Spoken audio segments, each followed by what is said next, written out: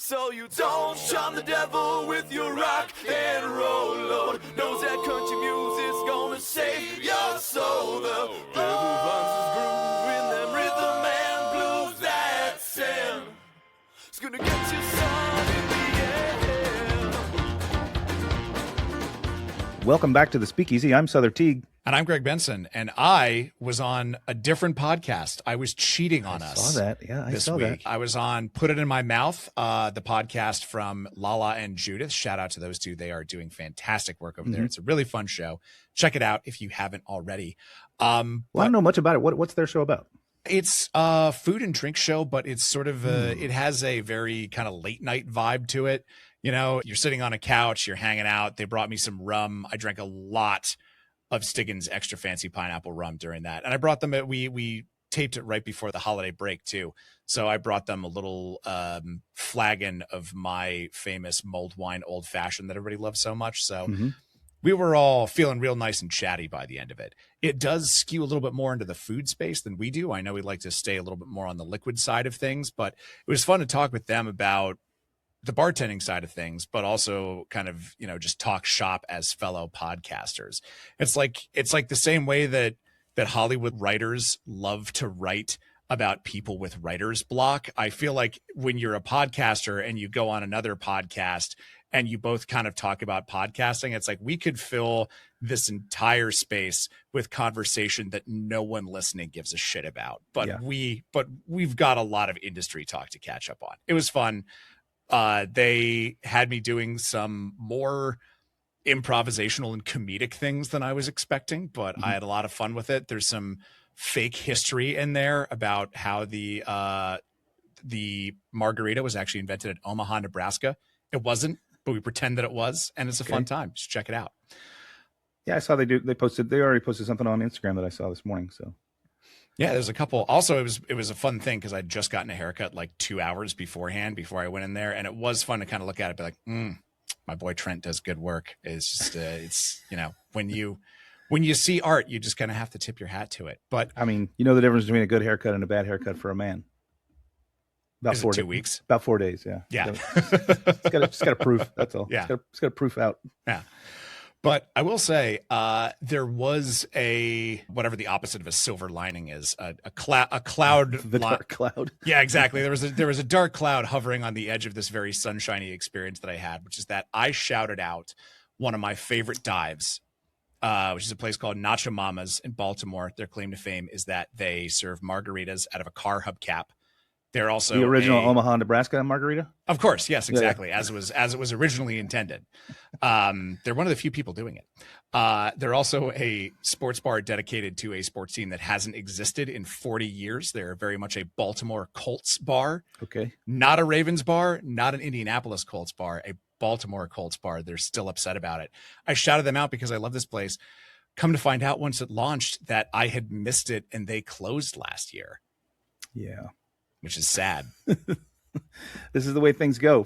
But I mean, what really sucks is it sounds like this place had been around for a long time, and you know, I think that we get comfortable in this notion that once you've been around, maybe I don't know, once you cross the 25-year mark, yeah, they were around for 30 years. You're permanent. You're just going to be here forever, right? You know, the truth keeps bearing out that is not the case.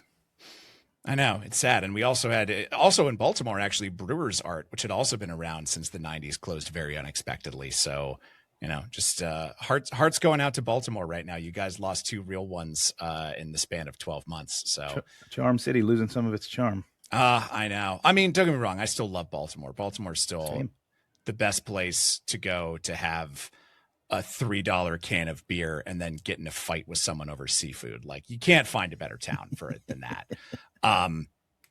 But you know, it's just sad. Just had a lovely time on the podcast. Really fun. Everyone should go listen to it. And when you hear me talk lovingly about Nacho Mamas, just pour out a hubcap full of margarita, ideally into your mouth for a real one that we miss dearly here on the Speakeasy. Sorry to hear about him going. Yeah, I know. Well, you know who might also be familiar with Nacho Mamas, who I actually saw nodding along in the studio when we were talking about this dank and storied place, is our guest this week.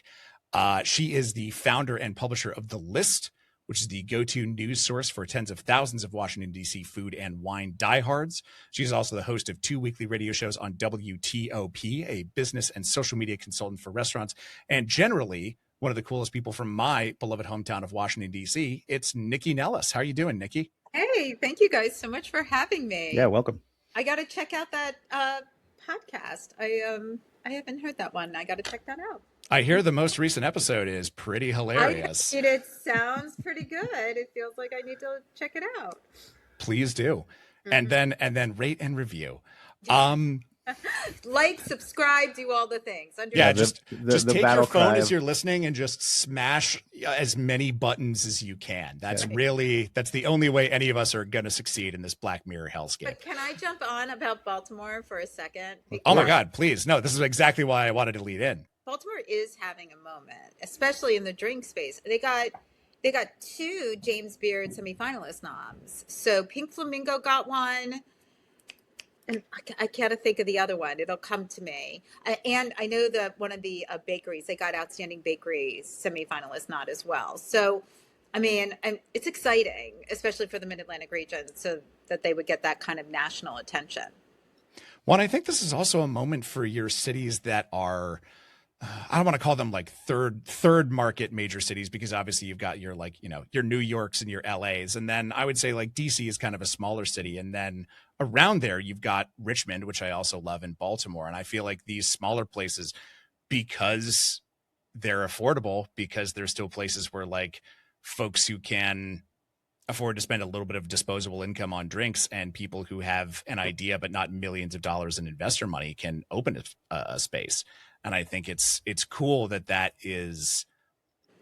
market is kind of doing its job there and bearing out and creating cool spots like that are getting recognized. So yeah, shout out to Baltimore. If my love came off as sarcastic, I didn't mean it that way. Not at all. If I may, I'm sure I'm going down a rabbit hole here, but these smaller markets, the Baltimores, the Charlottesville, the Richmonds, right?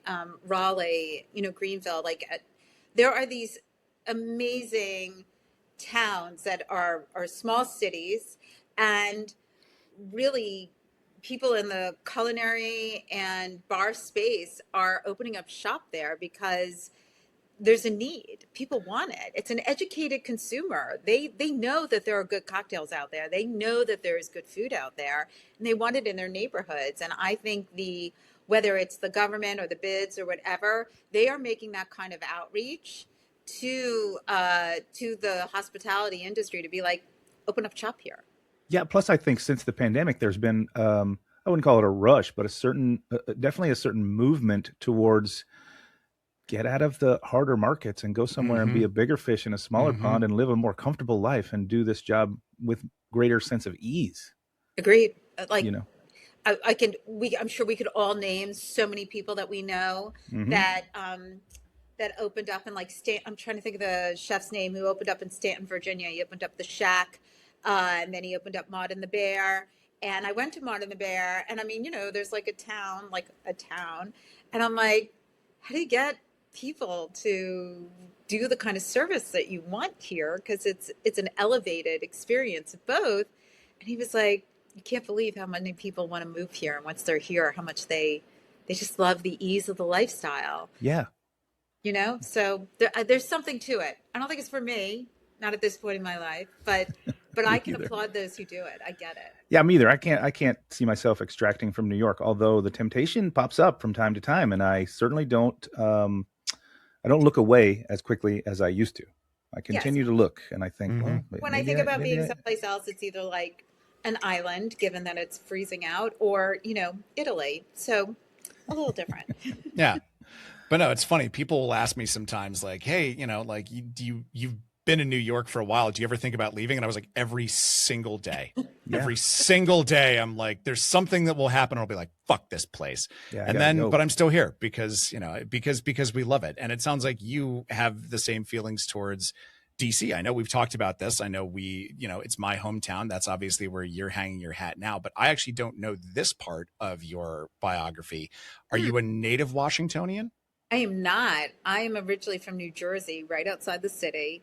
So I grew up in a household that was very city centric.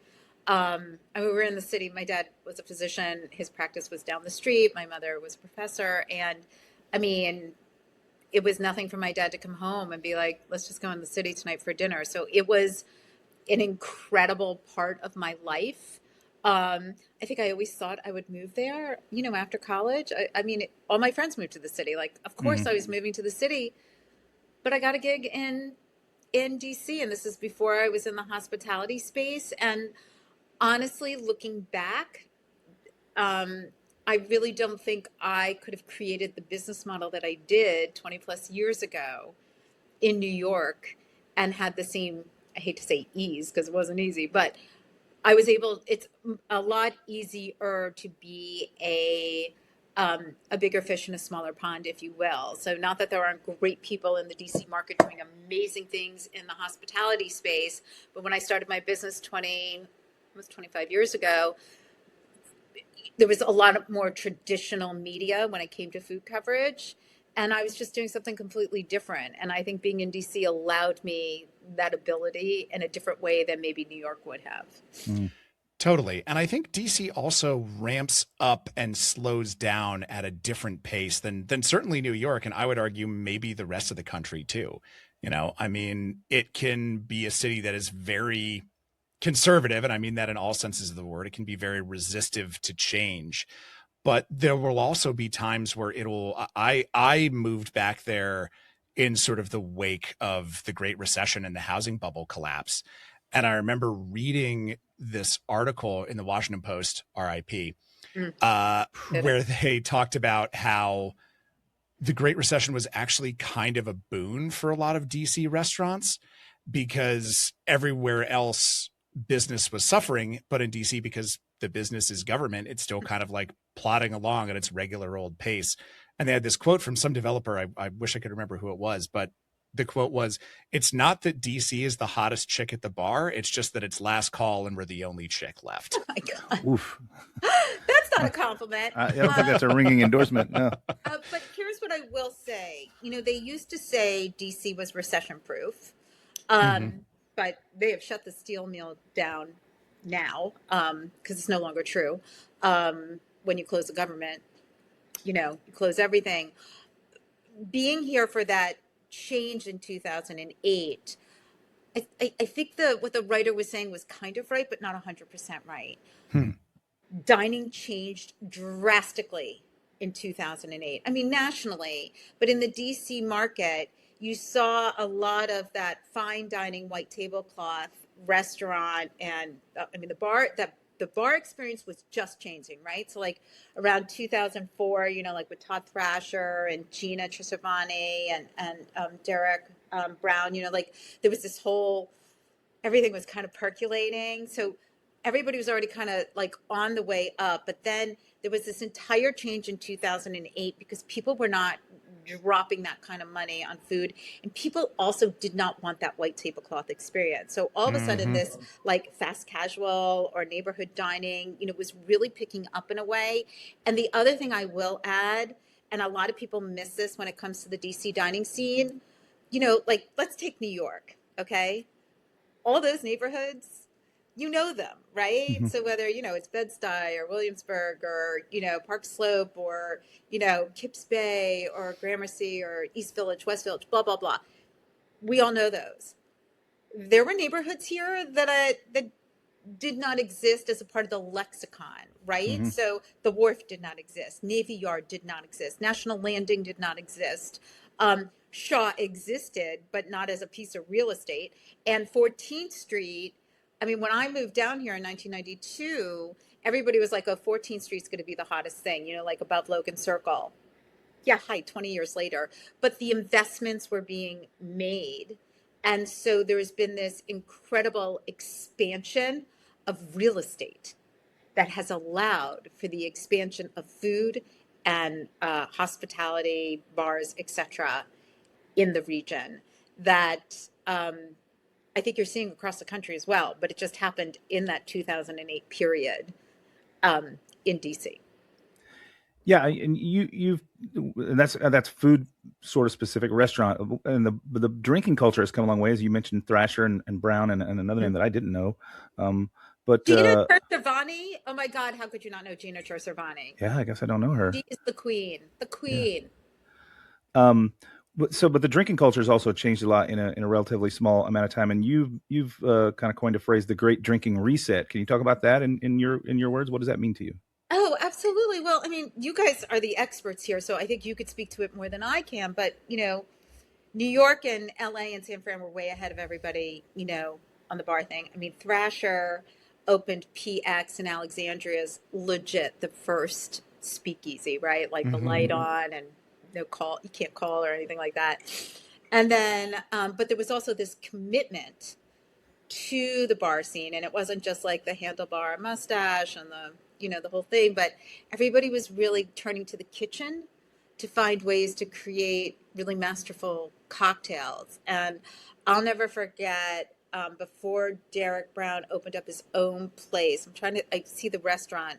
The It's Passenger. not Founding Farmers, but it was the precursor to Founding Farmers. But they brought him in because they were using all like fresh ingredients, making their own tinctures, doing their own things. And it was catching on around the city. And like, you could have a bespoke cocktail experience. And that was really new for DC and for so much of the area. I mean, now, a speakeasy is a dime a dozen, and but it's good. Like, these are experiential places. And I think the reset it wasn't just about, getting drunk, and it wasn't just about, not that there's anything wrong with it. And it That's right. wasn't just about, oh, I'll have a vodka tonic. It was watching somebody cook your drink. And I think it's changed the way everybody feels about cocktails these days. Totally agree. And I'd actually love to hear a little bit more about what it was like in that period in like 2004 that you were talking about, because that was a little bit before my time, but I still made it in time to visit the original Passenger and Hogo next door in the Mount Vernon neighborhood. Yeah. Those places felt like, man, they made you feel like you were a French libertine or something. Like there was something very punk rock about it. Like you went in and you'd have an amazing drink and you'd be exposed to like spirits and flavors you'd never had before. But also like if you got a bunch of splinters in your palm from the bar, people would be like, what are you complaining about, dude? That's on brand for. So it was the Passenger in the front, Columbia Room in the back, right? And the brothers were doing it together. And so the front was like a bar, like your neighborhood bar, and you're totally right, like splinters and all. And then the back was the bespoke experience. Like I never forget not the first time I went, but I had friends in from town, and I got us seats at the bar. And this is before there was no Instagram, but she wanted to take pictures of the drinks. And Derek was like, we'd really prefer you not do that. And she was like, I don't know, what did we pay for three? Like, I think we paid $60, which now does not seem like that much money. Right. I'm pretty sure I paid that for a single cocktail at some point. For 3 drinks, right? It was like a 3-drink experience with like truffled popcorn and like a little bite of cheese or something. And she was like, I'm paying $60. If I want to take a photo, I'm going to take a photo. I was like, put your camera away. But no, what's interesting is that it wasn't just bartenders got respect, right? You didn't just need somebody behind the bar. You needed somebody who could talk to your program. And then what you saw fan out actually was not just this growth of really fabulous bars, but what you saw was growth of amazing cocktail programs at restaurants across, again, the city, but also nationally. Every restaurant has to have a cocktail program, right? Like you go into a restaurant, there is a cocktail menu because they want to show off their cocktails. That's just the deal now. I think we take it for granted. Yeah, we do. It wasn't that long ago, frankly, that you would go to, any place of even really great reputation, Le Bernardin even, and cocktails were an afterthought at best. And now they have, absolutely a program in place to appease that literal thirst. Agreed. Well, that does take us up kind of nicely to the present day, which I wanted to talk to you about because, we've all seen this. We were just talking literally at the top of the show about the struggles that new places and storied places are having alike. And I still have a lot of friends in the DC area who tell me how hard it is these days, but you're talking to everybody in the DC area. So what are they saying? What's the feeling in DC in terms of bars and restaurants at this minute? So it's a sawtooth. I mean, between the weather, the cold, and people walking around in fatigues. There's and given the immigrant community that's a part of the hospitality industry, there's a lot of concern out there. I mean, that's a whole other section. But you'll walk into a place, if you walk into a bar or a restaurant at around 6:30, the place is hopping. And people are like, what is everybody talking about? It's not so bad. But the bar should be busy at 5 o'clock, right? So the restaurant should start at the bar at 5 o'clock. And it should end, during the week around 10:30. On the weekend, 12 o'clock plus. DC is a much earlier town than New York, just no judgment. Not anymore. Just so you know. But I think instead of getting that 2.5 turn that you would normally get in a bar or a restaurant, what you're getting is 1.5. So people are not going out the same way. People are not staying out the same way. And I will be honest, the kids don't drink the same way. They just, I mean, I'm Gen X. We drank. We were in the bar all night. You had to kick us out. I could have been that girl at the bar that you mentioned earlier. So they just don't drink the same. They're not going out and drinking the same way. So that's a huge other. I don't know what that phenomenon is about, other than maybe that they just want to get high or do shrooms or something like that as another way of feeling different. But I'm curious what you guys think. I mean, I just don't think they drink the same way, and that's really changing how restaurants are doing. Yeah, I mean, I think it's multiple factors. There's certainly drinking habits are different, but I think we're also seeing, especially with the most recent generation that's old enough to be in bars, they're also quite I don't know how to really put it. They're ridiculously cringe. They're awkward and shy. They don't like to be around each other. And I think that's a problem, because bars are social places. So if you've got a cohort of people who are already have a different drinking habit than previous generations, and they don't like being around one another or other people in general, you create a space where it's like suddenly, the bars aren't getting those turns, as you call it. They aren't, my bars don't fill up as early as they used to fill up. They don't stay as full as they used to stay. And as you just mentioned, we used to have to kick people out. Now we don't even call last call. The bar is simply empty at that time, and we just close the doors.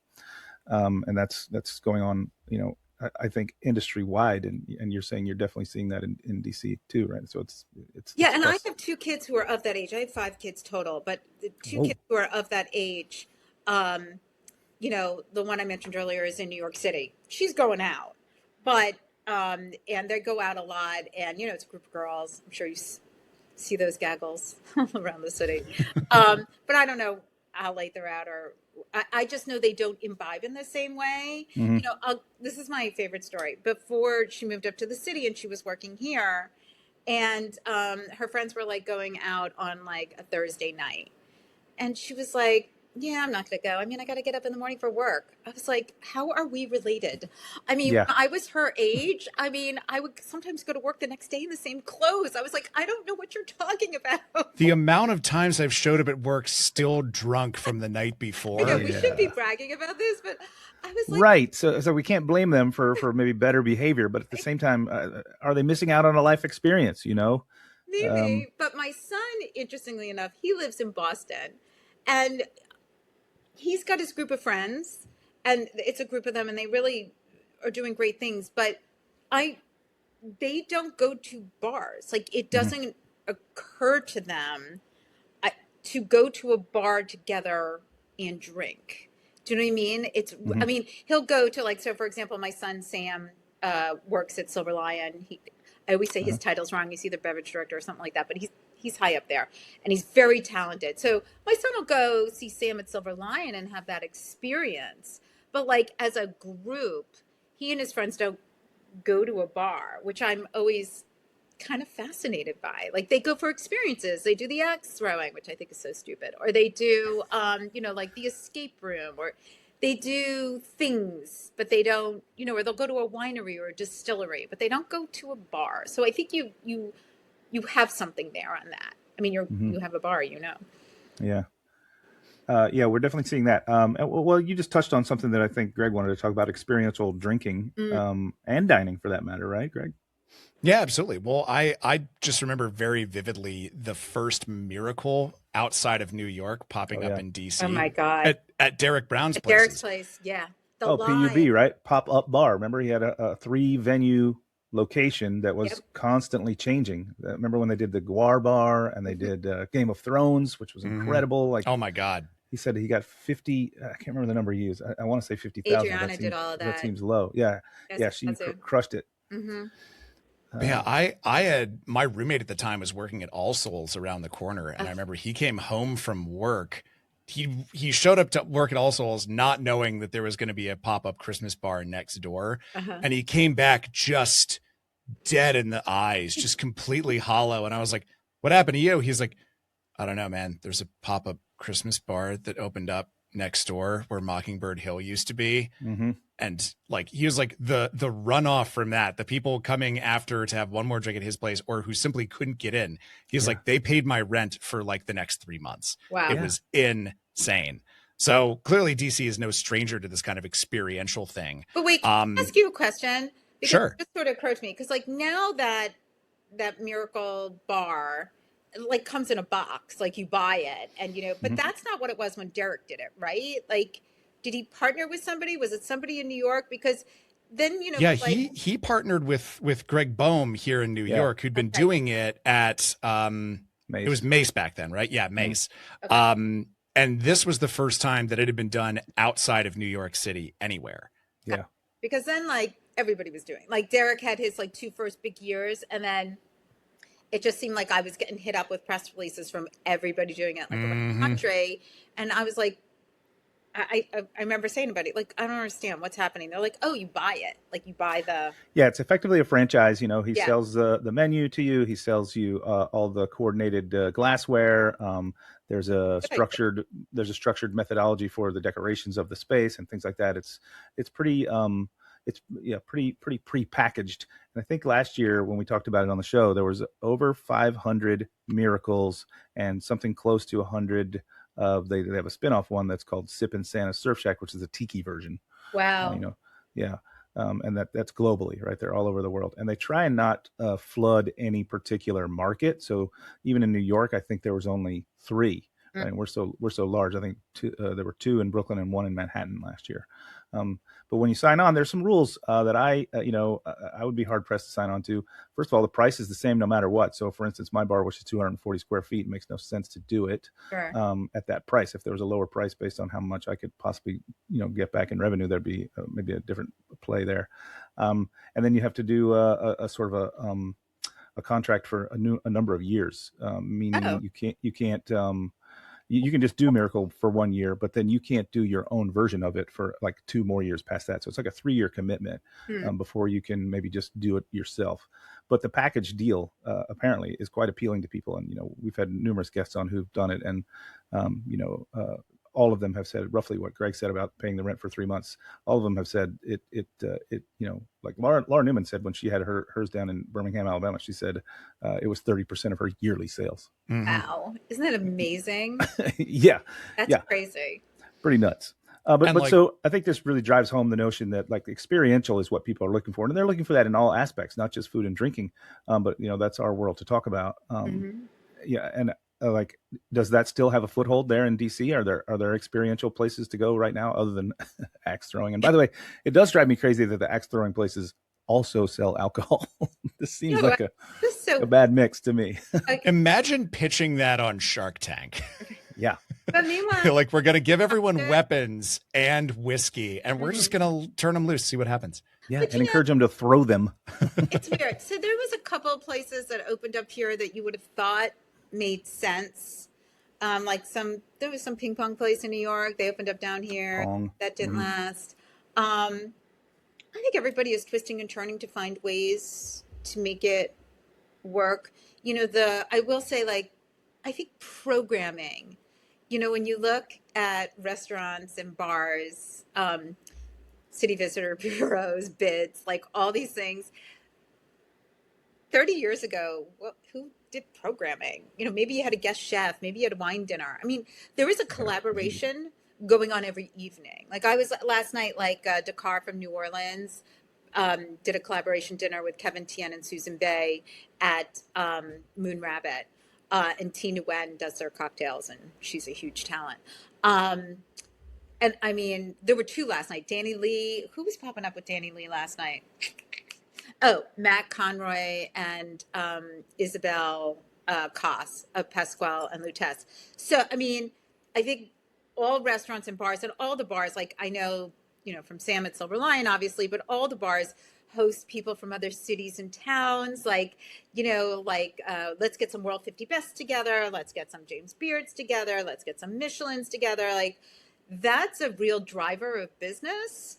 And people want that because I can't necessarily go to Japan. Oh, who was I with? I was in Nashville, and Holly, why can't I think of her last name, from Tokyo Social was popping up at the Hilton in Nashville. They made the place all Tokyo, like disco vibe, hologram. And it was a night of Tokyo Social in Nashville, one night. It was insane. Like, I was so glad to be there for it. And the place was packed because not everybody can get their tushies over to Japan. Yeah, I mean, my bar has been doing pop-ups for almost as long as we've been open in other cities. And for that exact reason, we say, well, you may not be able to make it to New York, but I can make it to Atlanta, Nashville, Orlando, all the cities that have popped up in the past, LA, et cetera. This is cutting the cost of your drink down to the price of the drink and not including hotel and airfare. Right. We'll bring it to you. And I get it that people really do crave that and they seek it out. And it's good, I don't use the word very often, but it's good exposure for the brand or brands that are involved. But it's also quite exhausting. And in the end, the payoff isn't as great as I'd like to see it be for all the effort and energy. Like I'd rather just go to my bar and open up and do work. But if I have to go to my bar, pack it up and take it across the country for numerous days, what's the value of that in the end for either but of don't us? you get some R&D out of it? I mean, just a little, seeing what everybody else is doing. Like, no, you like get to certainly go around the city, get around the town, like, especially, don't take this the wrong way, but like, you all in New York and LA, like you all think you're up here, and that's fine. You are. I mean, it's true.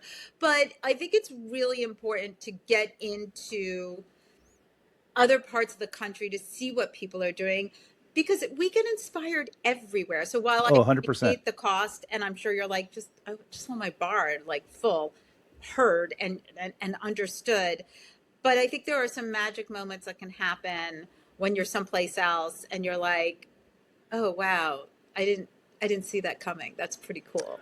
No, yeah, there are absolutely lots of surprises like that. You'll go to a different market and they're seeing things through their lens, and then you realize that they're really onto something. And we're such a collaborative group in this space in general that everyone's willing to share what they're doing, and there are some absolutely secondary and tertiary benefits to doing these things. What I was really kind of driving towards, though, is more from the public's vantage, which is to say, everything you just said and kind of everything I just said really reveal to us that we're in an attention market, and we've known that through social media for a while. But how can a business maintain a constant flow of change when change is costly? Yeah, that's a really good point. I mean, you're 100% right. I always say this about the diner or the drinker, if you will. We in the industry assume that they understand the business model. Yeah, they don't. Right? They don't. But they, and I hate to do an us versus them, but they think they understand the business model too, right? I mean, my parents are such a great example. I mean, they are diners. They're not big drinkers, but they're diners. And I've been very fortunate. I mean, when I was young, we ate very well. And they still do. They go out. But you would think, given their vast knowledge and what their daughter does, that they would have a little bit of understanding, empathy, something for what's happening in the restaurant when it's happening. And they don't have a clue. And one of my favorite lines is like, whenever like my mom is talking about, she's like, we had to wait like 20 minutes for our reservation. And she's like, and they didn't give us a glass of wine or anything. And I'm like, when dad is running slow at his office, like, do I get free Botox? Like, I mean, right. My dad actually doesn't do Botox, but like, like when I whatever, wait for Botox, sometimes I wait for like an hour and like, nobody's like, oh, I'm so sorry you had to wait. Let's give you a little extra for fun. But that's the conversation. Like, I think honestly, and I know we are not slated to talk this, I think the hospitality industry is at this moment where things are really going to have to change because of everything that's going on. And, when the pandemic happened, everybody was pounding that drum, especially on social media, being like, it's got to change. We can't pay our people. Like, this can't work anymore. The system is broken. But then everybody was chasing their tails because they were like, well, I still have to make some money. So nobody was able to fix it. So here's what I'm seeing. Rents are too high, but we can't do a damn thing about that. Right? I mean, rents are too high everywhere. And that's really the biggest problem. But landlords suck. And even the ones I know, like, they're not going to come down. Costs of booze, costs of food, all of those prices are up, tariffs, etc., like all that. The only control that this business model has is its labor. And unfortunately, that's what you're going to see changing. And I think you're going to see restaurants and bars with a lot of less people working in them. And on the restaurant front, have you noticed? I just recently kind of spotted this trend myself.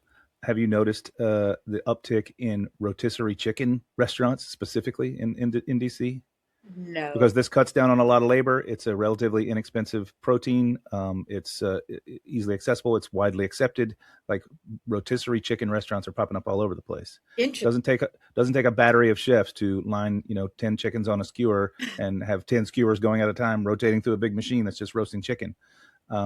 So you can cut down on your labor. You can cut down on your food costs. You can have a dish that's pretty universally accepted flavor wise. You can alter the flavor with a host of different sauces. You can put potatoes on the bottom. No, trust me, of course. Model. Yeah.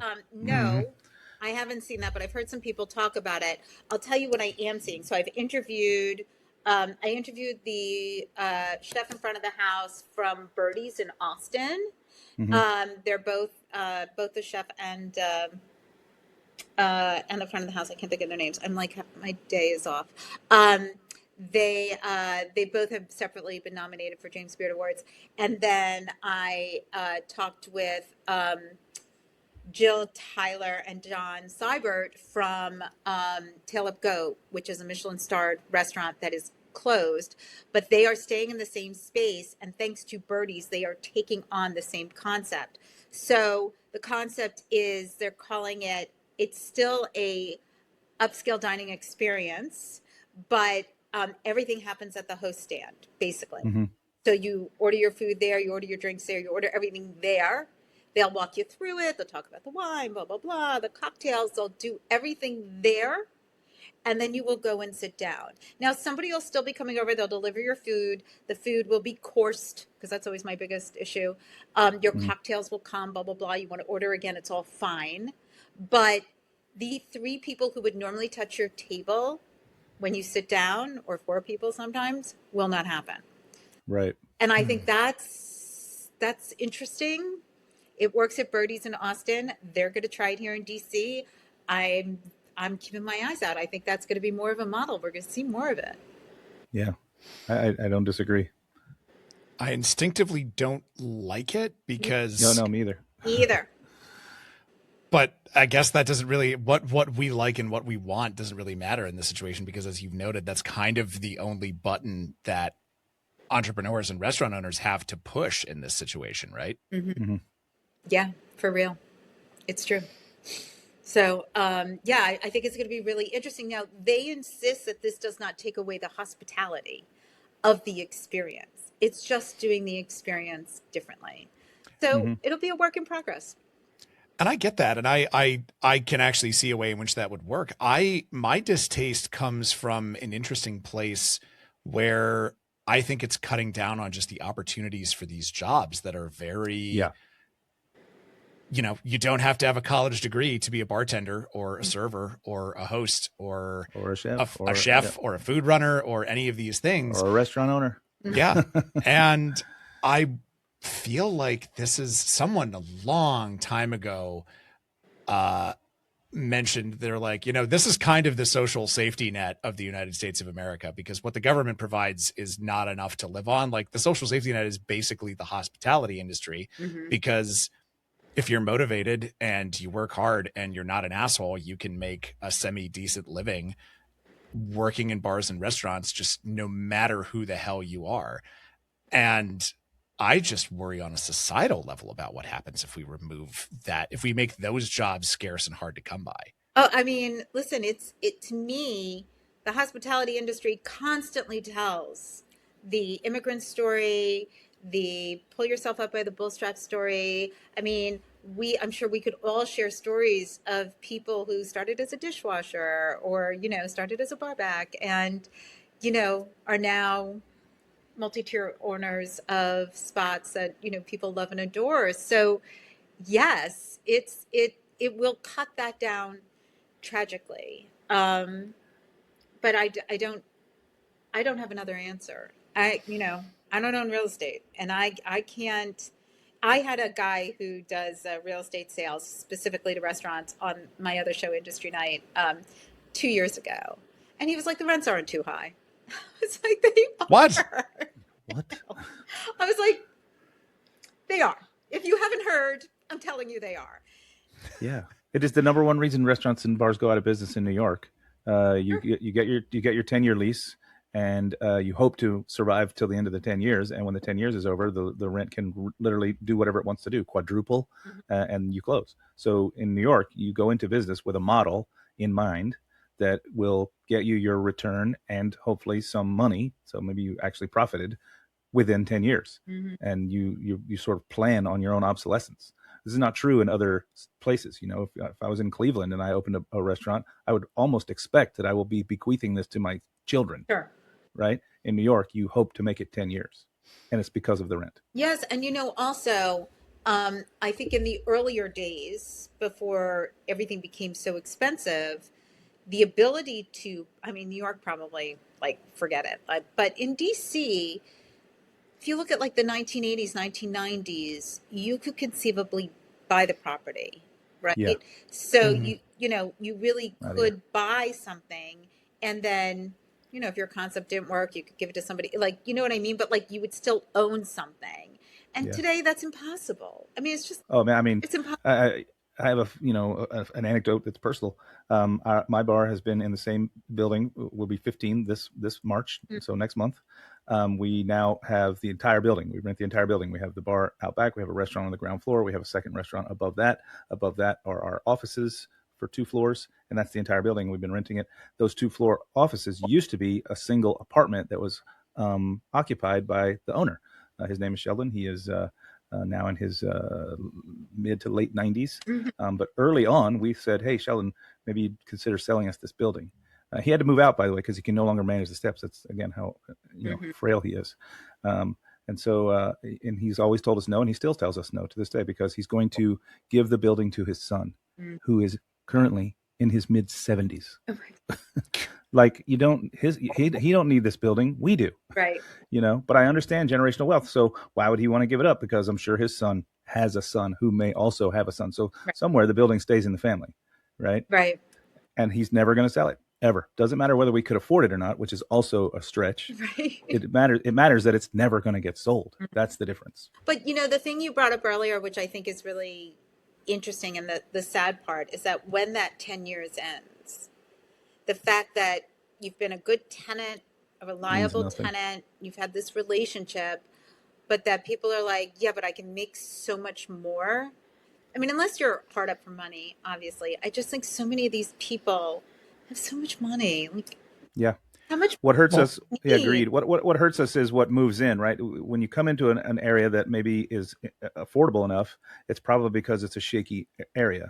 But then you establish your business, and other businesses conglomerate around you or whatever. then the values go up. And then what really starts to shake the ground is when something, so now one block away from my bar in the, heart of the East Village, a couple of years ago, opened up a Starbucks, which means every landlord is thinking, oh, I could get Starbucks money. Starbucks money. Right. Yeah, but meanwhile, Starbucks are closing all over the place, so maybe not so much. Yeah. I mean, nothing's a sure thing anymore, Yeah, they just aren't. Yeah. And my textbook example of this is actually in Washington, D.C. Nycci, you remember Green Hat Gin? Oh, yeah. Oh, I love those guys. I know. And they opened up in Ivy City. And again, you remember what Ivy City was like in 2013 when they opened there? Yeah. Like the first time I went to the distillery, my friend was like, I'm taking you somewhere. It's a surprise. I'm not going to tell you where. And I was like, Connor's planning to kill me and harvest my kidneys. Like that's where, why else would he be driving me to fucking Ivy City? The only thing that I knew was there at that time was a methadone clinic. And Green Hat pretty much single-handedly brought that up. I mean, now they have an other half brewery there. Oh, no. There's multiple distilleries over there now. No, it's like Distillery Row over there. Green Hat unfortunately closed. Well, yeah, and the reason they closed is because they got to the end of their 10-year lease and their rent, I believe, put a citation needed on this because I heard this second or third hand. Okay. But their rent quintupled. Yeah. And they couldn't afford it anymore. It's so sad. So that was the thanks they got for building up Ivy City. Republic Restoratives is over there.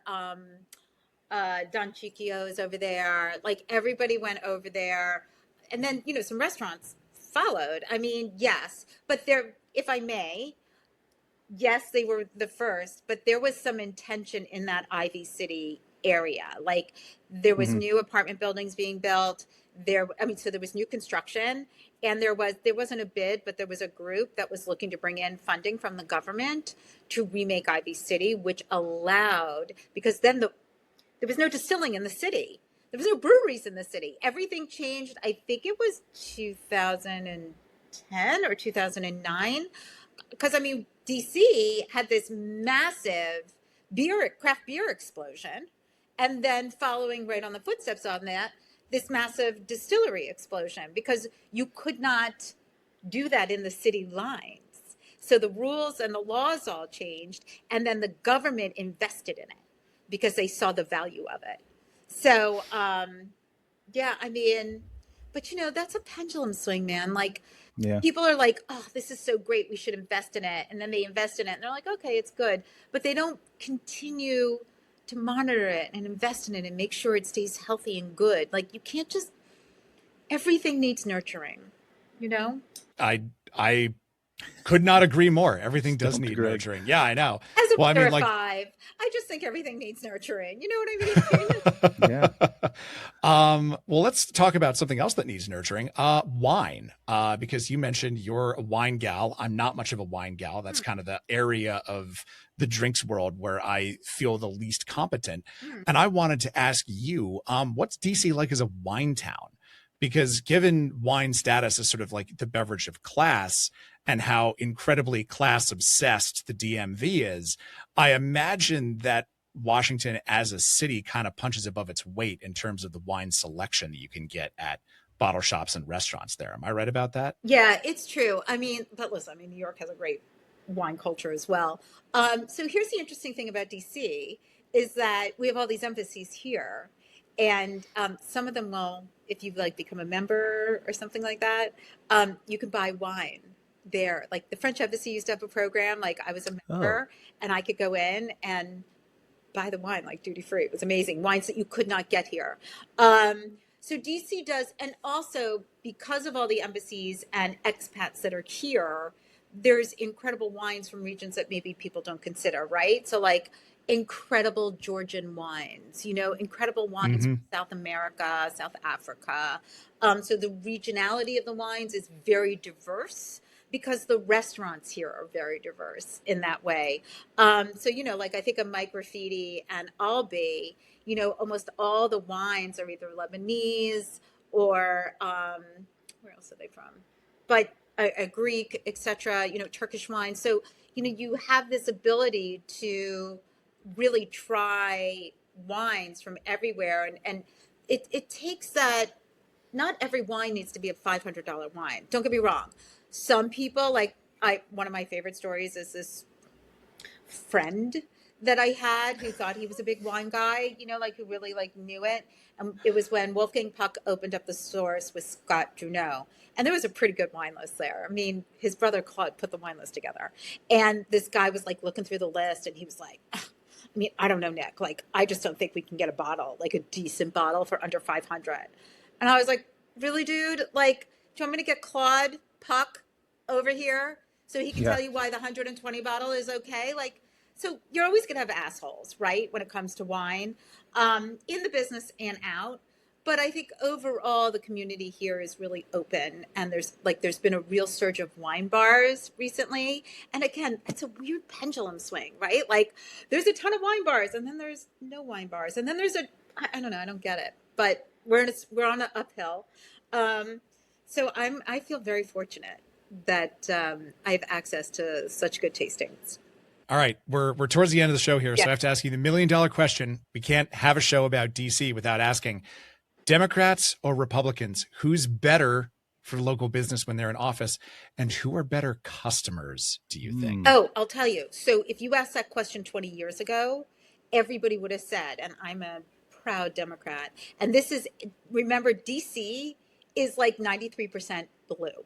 Okay. This is a blue area.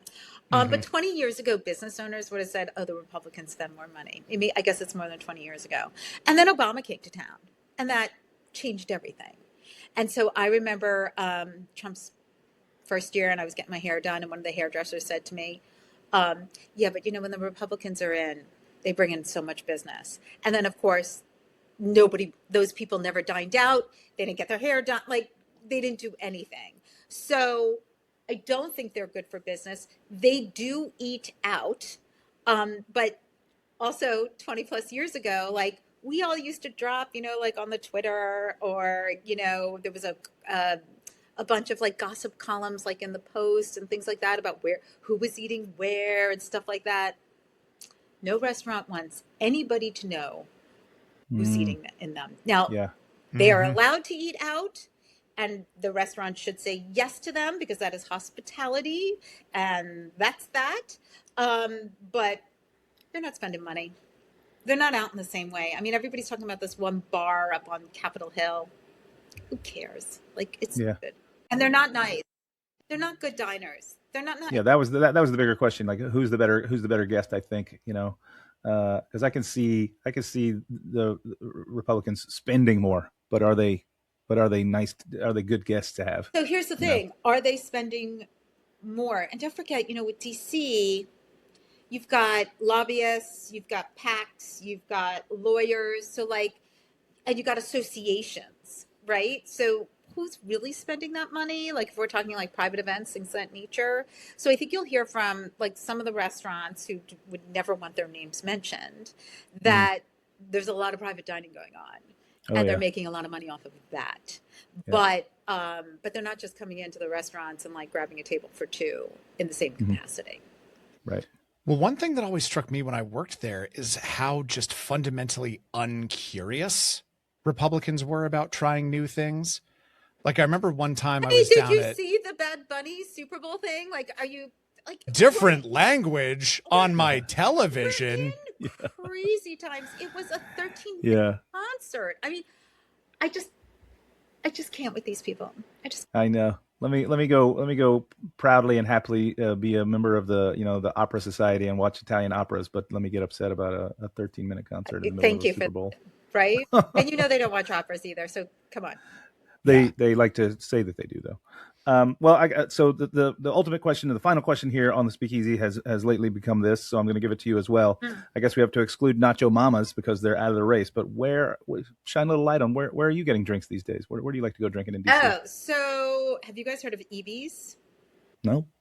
Emily Brown, it's brand new. Well, it's been like 4 months. So it's in Shaw. It's right in Shaw, and it is a bar. I mean, it is just a bar. But meanwhile, 5 o'clock, people are waiting online to get in.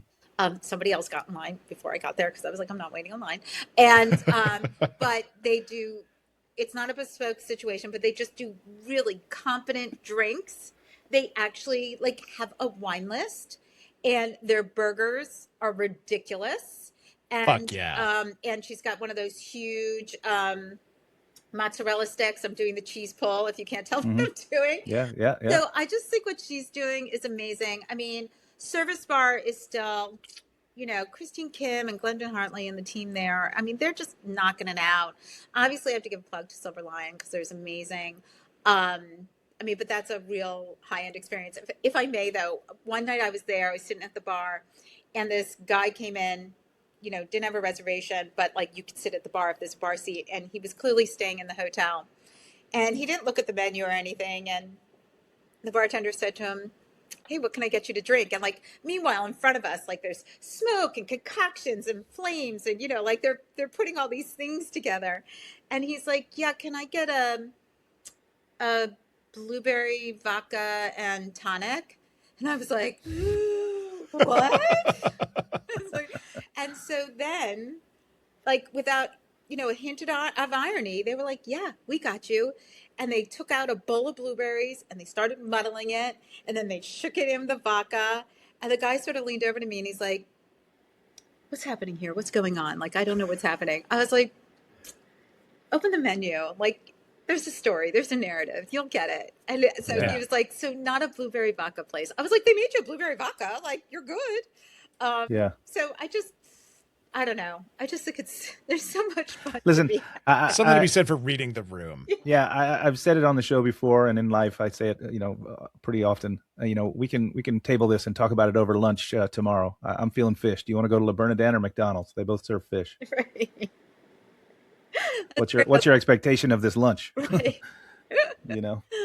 Well, Nycci, thank you so much for coming on the show. This has been awesome. I've loved hanging out and getting a chance to reminisce about my time as a bartender in DC. Also, just for the show and for our friends on YouTube here, go Nats. I got my Nat shirt on today. Okay. If people wanted to follow along with your exploits and keep up with what you're doing, where is the best place for them to follow you? Well, I think you should always follow me on Instagram at NYCCINELLIS.